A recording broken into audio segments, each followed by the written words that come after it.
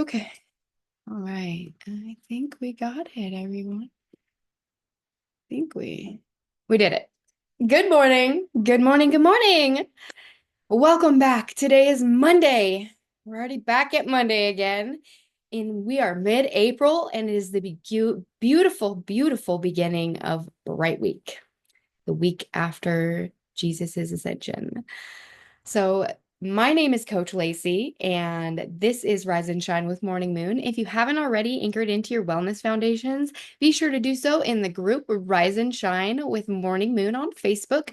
You can also download the checklist on my website, www.lacyjwatson.com. Download the Release Foundations Guide so that you can check in with the daily checklist, anchor into your habits every day, and check in with your Circle of Life seasonal check in there. Really, I'm using that word a lot.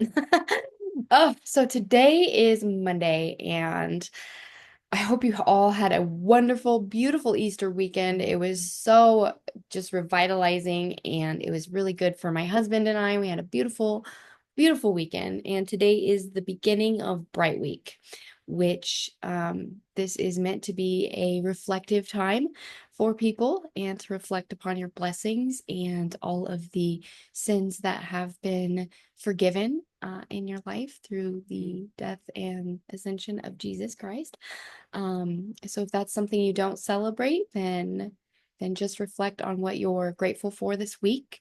And today I'm going to talk about something that I was thinking about this weekend in relation to all the events that I had going on, because we had quite a few events to go to this weekend, and somehow we made them all.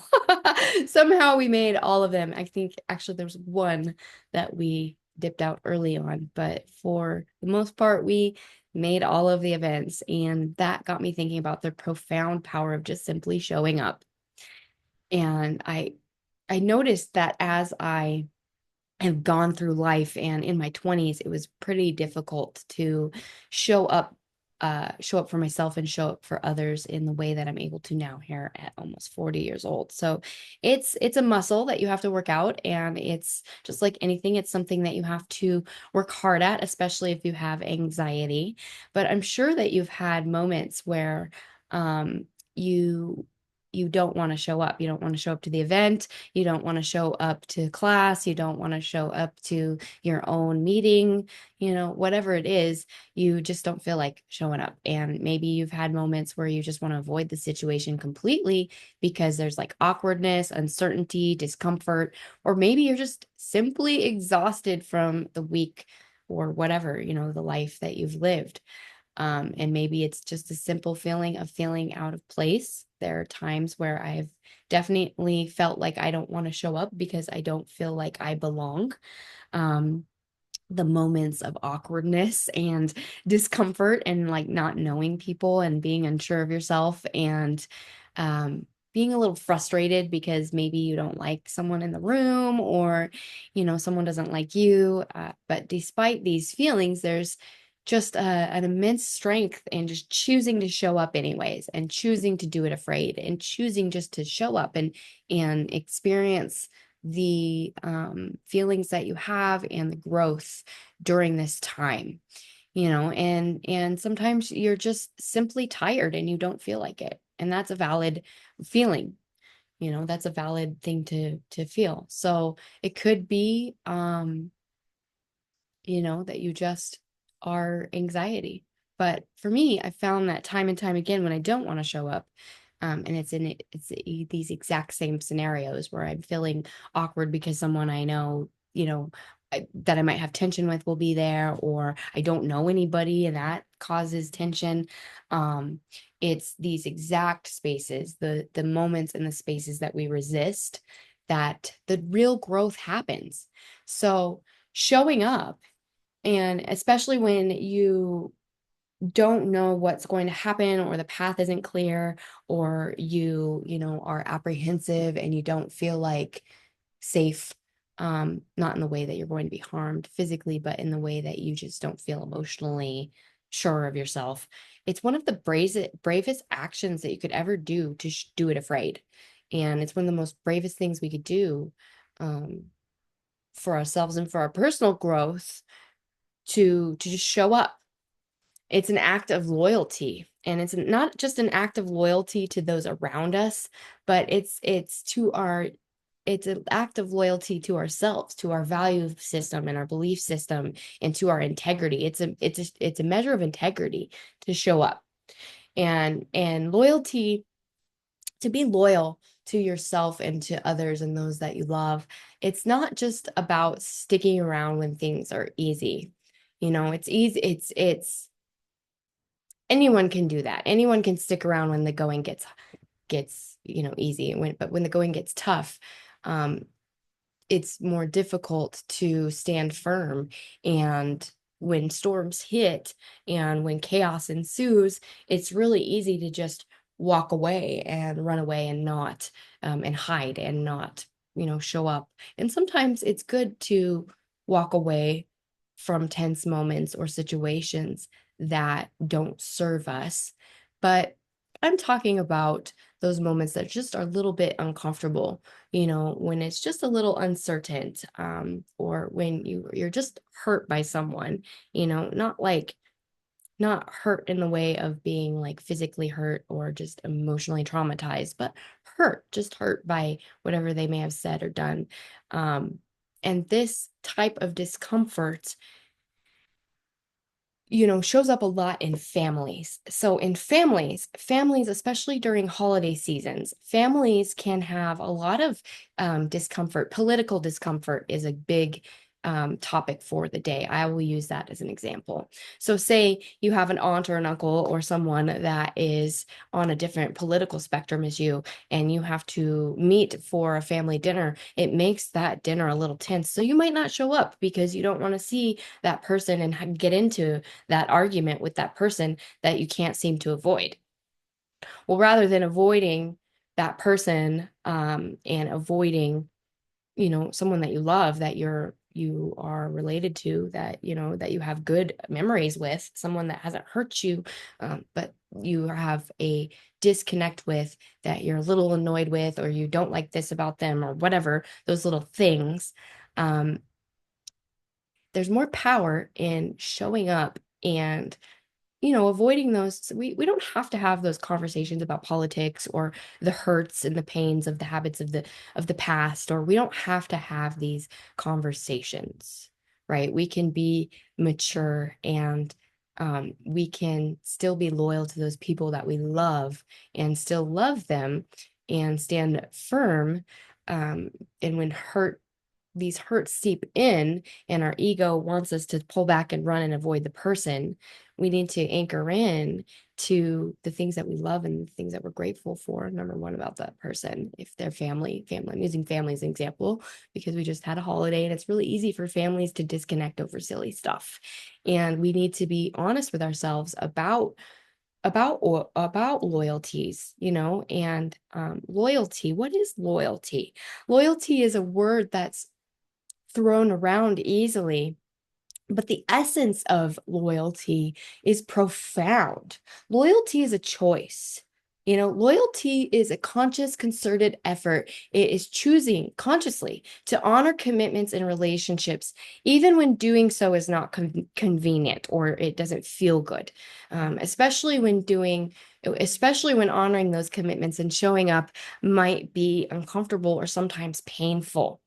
So this type of loyalty reveals our integrity and our maturity and the depths of our soul.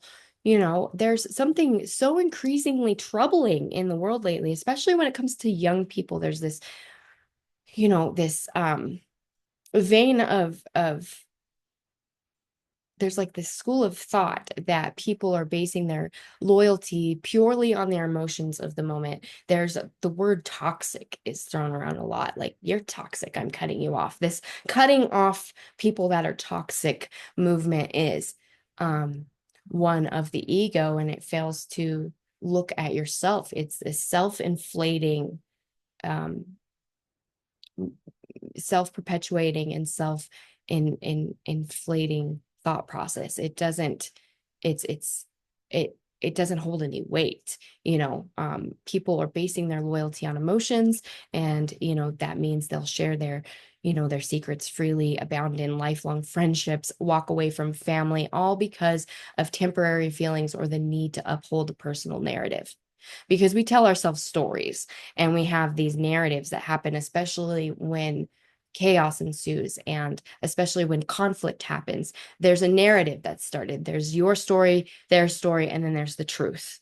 And so in there becomes a narrative that we tell ourselves. And depending on how spiritually mature we are, and how, what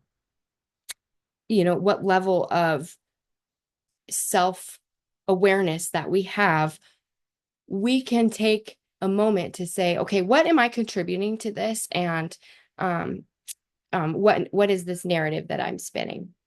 Because these narratives have the power to shape your life. And we don't, I say this as someone who used to, as a young person, when I was very young, like 18, 19, I was the victim. I was always the victim. My mom was very strict, and she was a very good mother. But in my mind, because I was just a teenage dirtbag, I had all teenagers go through their version of things. My version was pretty rough. And my version was that of a victim. I was drug addicted, and it was always everybody else's fault but my own. And I remember telling these narratives that my mom was abusive and that she was hurtful to me, but really she just didn't let me do whatever I wanted. And so I spun this story around to the family, and it actually impacted my family for generations, and it impacted a vein of my family, a strain, impacted a friendship, it impacted a um emotions and a relationship between my uncle and my mother, and my aunt and my mother, and my uncle and mother, or my uncle and my aunt have since passed on. And those rifts that I created with my mouth never were healed. And so I owe debt, I owe a debt to my family for being such a brat, and spinning these narratives and having these stories that I told. And it really fractured my family. And someday I will be held accountable. And I am already held accountable. I already am held accountable for that, because there's been so much that happened. And loyalty is something that transcends those emotional storms, and it really demands your spiritual maturity. And I was not spiritually mature. Um I was not aware. I was not self-aware. And because of my temporary feelings, I destroyed part of my family, for lack of a better word. And so reflecting on this makes me really think about all those moments where I could have made different choices. But now, thankfully, I'm spiritually mature enough to take a look at the contributions that I've had and reflect on that so I can share it with others. Right. And so, um, when you are thinking about loyalty, you want to think about, you know, not only the people around you, but being loyal to yourself and being loyal to your integrity. And I always think about the time where the horse stepped on my foot. So I've told this story quite a few times, but if you haven't heard it already, I do volunteering at a horse riding center for the disabled, and I do lead walking, and that means I lead a horse with a rider who often has autism. They're nonverbal, sometimes they're wheelchair bound, and they have special um, they have special um, adjustments for the horses. But anyways, I lead walk the horse, and for this particular lesson, the kiddo that I was lead walking for is nonverbal, um and gets frightened a little bit, would be frightened easily. And so the horse stepped on my foot, and I had a moment of where I had to choose of whether I was going to scream because it really hurt, and I pulled my foot out and it took my toenail. Um but it didn't crush my foot, but it was bleeding. And I had to decide, really snap judgment of whether or not I was going to make a big deal out of this, scream, cry, whatever, or just suck it up, buttercup, and walk up to the stage and let someone know and fix it, you know. And that's what I did. I sucked it up. I didn't scream. I didn't do anything. I just said, hey, the horse stepped on my foot. I need to sit down and fix this. And then I drove home. You know, I sat down, I took it off, I took the shoe off, I wrapped my foot up, and I drove home. And then I stopped at home, and then I went to the emergency room. So, and it really hurt. It was like bleeding all over. So the whole reason that I did this was because I knew that if I screamed and I reacted impulsively and I let the whole world know that I was in pain, that that little kid would have never wanted to get back on that horse ever again, because it was such a frightening time. So I quietly acknowledged that hurt, tended to my wounds, and then choose to move forward calmly. And this scenario speaks volumes whenever I am faced with any situation. And there's been a few situations recently where I wanted to react differently, but I just stepped back. And, you know, how we deal with chaos and how we deal with our emotions reveals whether we operate from a place of reactivity or a place of being grounded in wisdom. And that just takes time. It's, you know, if it's something that you're not good at now, I wasn't good at it. You know, I wasn't always good at it, but through time, I've managed to be able to anchor in. That's another habit, you know, anchoring in, you know, over the years, I've come to understand that um, you know, when it comes to things like loyalty and integrity, loyalty especially, it has a cost. You know, there's a price tag attached to it, and it's a long-term commitment to growth. It's a long-term commitment to truth and love, even when it's painful or when it's challenging. You know, it means standing by the people who sometimes disappoint us.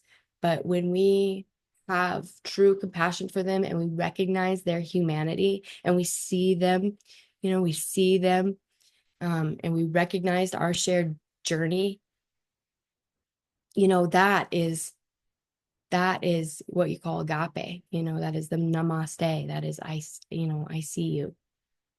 So it means that we want to just stay present, even when every impulse wants to retreat into that comfort and safety and the or stepped on my foot. Even when every impulse wants to have validation, you know, it's moving beyond our impulses. And that's how you do it. That's how you move beyond your impulse, is you see the bigger picture and you see people for who they really are, you know, and ask yourself, am I too quick to judge and dismiss others based on temporary discomfort or misunderstanding? Or am I brave enough to, you know, take a look at them and see what they're going through and forgive them for maybe what they've done um, or said, and to learn from it and to grow. Or if we're in a situation where we just don't want to show up and we just don't want to show up because this is about showing up, what can you learn from that? And what can you be thankful for in that situation? You know, the the relationships that challenge us the most and the situations that challenge us the most often have the deepest lessons. And that's super cliche, but it's really, really true. You know, think about your own life and think about the lessons you've learned. Lessons aren't learned in a moment. Like, lessons are not learned in that moment. They're learned upon reflection in the moments, in these different moments.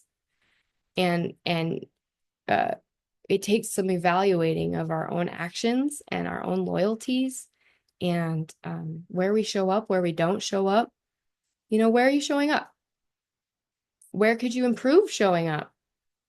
How are you showing up? How do you want to show up in the world? you know, and who are you loyal to? What are you loyal to? What loyalties could need, some reevaluating? You know, what loyalties, not just people, but places and things and commitments, what loyalties and commitments do you have that you might not fully understand their purpose, but you could lean in a little more and deepen that commitment and strengthen that bond because there's something bigger, you know? And on the other side of that, what loyalties do you have that might actually be unhealthy attachments? What might actually be unhealthy? Sometimes we hold on too hard, and that's a whole nother conversation. We want to show up and we want to see how, we want to show up and we want to see how things unfold and we want to show up in the world at the full expression of ourselves, but we don't want to do it at the detriment of our health. And so what does that look like? That's a whole nother conversation that we should have tomorrow because that's valid. So I really want you to think about today. Your assignment for today, if you enjoy doing the assignments, is to journal about this and sit quietly and reflect on where you're showing up, how you're showing up, where you're not showing up, and where your loyalties lie, you know, like deep in your spirit, where do your loyalties lie? Like how do you show up for yourself? How do you show up for your family? How do you show up for your friends? How do you show up for your integrity and your principles and what you stand for? How do you show up for what you believe in? Sometimes, loyalty means uncertainty and trusting that clarity and purpose and the divine design will unveil itself in time. But the choices we make today become tomorrow's memories, and they shape our greatest joys and our deepest regrets. So I would say to aim to create a life where you're proud of how you showed up in the world and where you operate from a place of gratitude, grateful for everyone in your life, even if they have baggage. We all have backpacks we're carrying up the mountain. Some people's are bigger, some people's are stacked, no one's perfect. We all have our stuff. But what stories are you selling yourself about those people in your life where you are not telling the truth about your part in that story? Or what stories are you telling yourself and others about events, people, places, and things in your life that aren't showing the whole picture? What are you missing? Our choices today affect our memories tomorrow. Don't have a life full of regret. Show up for yourself. Show up for others. Be filled with peace and integrity. I come to you every day with these little nuggets of wisdom because I have been the person that had no integrity. I have been the person that had not showed up. I would not show up. I've been the person that doesn't show up. I've been the person that, you know, uh, has said hurtful things, but I've also been the person who has been hurt. I've also been the person who has been fiercely loyal and been, you know, pooped on. I've been the person who has, shown up every day and have yet to reap the reward. I've been the person who has surrendered and made my life renewed because I have a new heart and a new mind. And how do you do that? Well, you anchor in. So, have you anchored in today, my friends? Whether it be in your journaling, your reading, your exercise, your whole foods, water, drink your water, anchor in.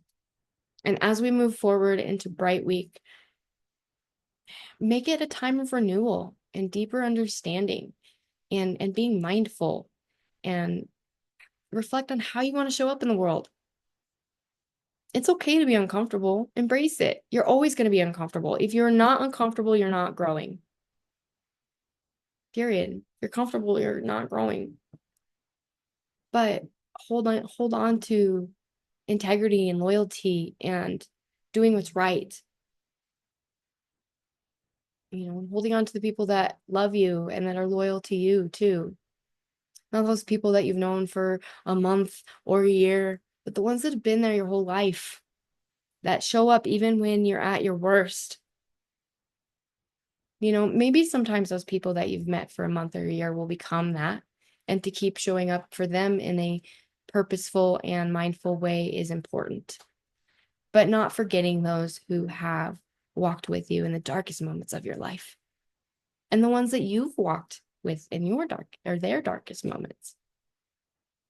It's an ebb and flow, it's push and pull. You know, life is so much bigger, there's so much more. So anchor in, reflect deeply, and I will see you tomorrow. It is Tuesday. Tomorrow's Tuesday, today's Monday. I hope you have a lovely, beautiful, beautiful day, and I will see you tomorrow. Ciao.